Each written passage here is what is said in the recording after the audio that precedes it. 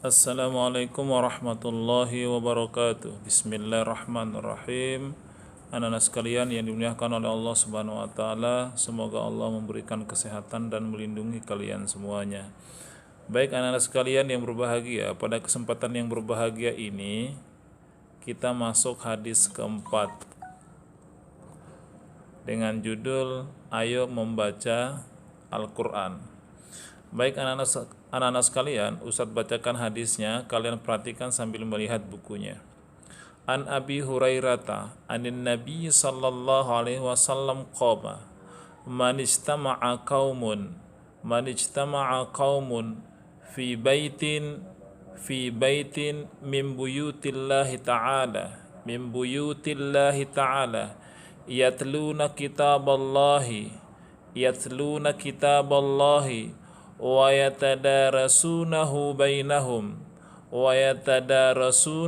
bainahum illa nazalat alaihimus sakinatu wa ghashiyatuhumur rahmah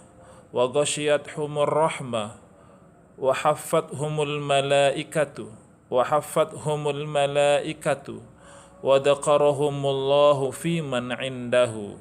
wa dzakarahumullahu fi man indahu. Artinya, dari Abu Hurairah dari Nabi SAW bersabda, tidaklah berkumpul satu kaum di dalam rumah Allah dari beberapa rumah Allah, yaitu masjid, di mana mereka membaca dan saling bertadarus kitab Allah, yaitu Al-Quran, kecuali akan turun atas mereka ketenangan, menutupi atas mereka rahmat, mengelilingi atas mereka malaikat, dan menyebutlah Allah tentang mereka di kalangan orang-orang yang di sisinya. Hadis riwayat Abu Daud. Ustaz ulangi Anak-anak lagi. sekalian yang dimuliakan oleh Allah Subhanahu wa taala, itu tadi cara membaca hadis keempat. Man istama'a qaumun fi baitin min buyutillahi Penjelasan hadis ta'ala. keempat ini adalah yang pertama, yang dimaksud dengan rumah Allah itu adalah masjid. Nah, di sini disebutkan masjid yang pertama dibangun di atas muka bumi itu adalah Masjidil Haram di Mekah. Kemudian masjid kedua dibangun itu adalah di muka bumi adalah Masjid Aqsa. Jarak pembangunannya adalah antara Masjidil Haram dengan Masjid Al-Aqsa yang ada di Palestina itu selama 40 tahun jarak pembangunannya. Kemudian masjid yang pertama dibangun oleh Rasulullah itu adalah Masjid Quba yang ada di Madinah. Kemudian setelah itu adalah Masjid Nabawi di kota Madinah.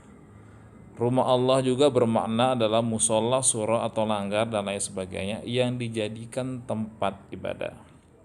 Yang kedua yang dimaksud dengan yatluna kitab Allah di sini adalah ada yatslu itu adalah ada kitabnya yang dibaca. Ada kitabnya yaitu Al-Qur'anul Karim. Kemudian yang kedua maknanya adalah membaca dan memahami Al-Qur'an. Kata Iqra artinya membaca tapi kitab yang dibaca tidak ada. Kalau kata yatslu membaca dan ada kitabnya, itu adalah Iqra itu adalah seperti surat Al-Alaq itu turun karena perintah Iqra kata mereka Jibril. Tapi Rasulullah tidak bisa membaca karena memang kitabnya tidak ada. Itu maknanya. Jadi yatslu di sini adalah juga maknanya membaca.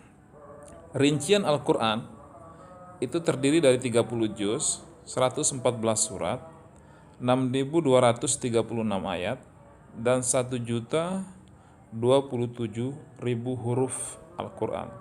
Satu huruf kita mendapatkan 10 kebaikan. Kita membaca dengan jumlah yang sekian ayat akan berlimpah-limpah kebaikan yang kita dapatkan.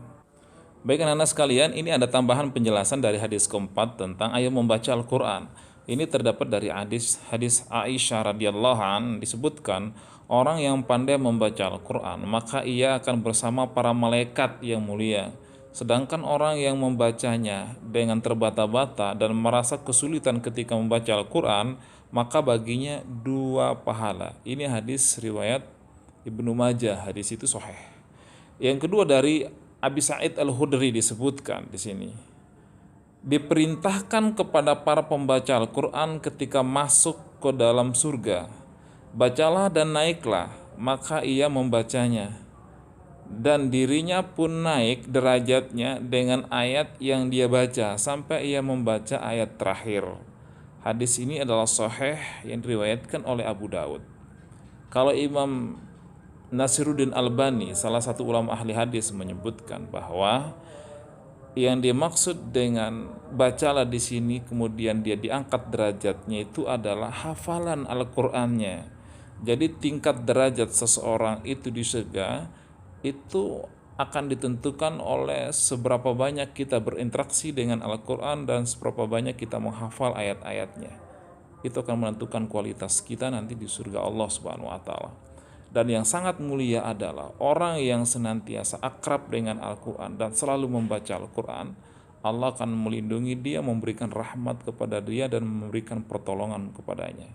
Ada hal yang menarik disampaikan oleh ulama itu adalah sejauh mana seseorang itu dekat dengan Allah itu adalah bisa diukur sejauh mana seseorang itu dekat dengan Al-Quran, membacanya, menghafalnya, mempelajarinya, dan mengamalkannya. Mudah-mudahan kita termasuk orang yang mendapatkan surga Allah dengan Al-Quran ini. Assalamualaikum warahmatullahi wabarakatuh.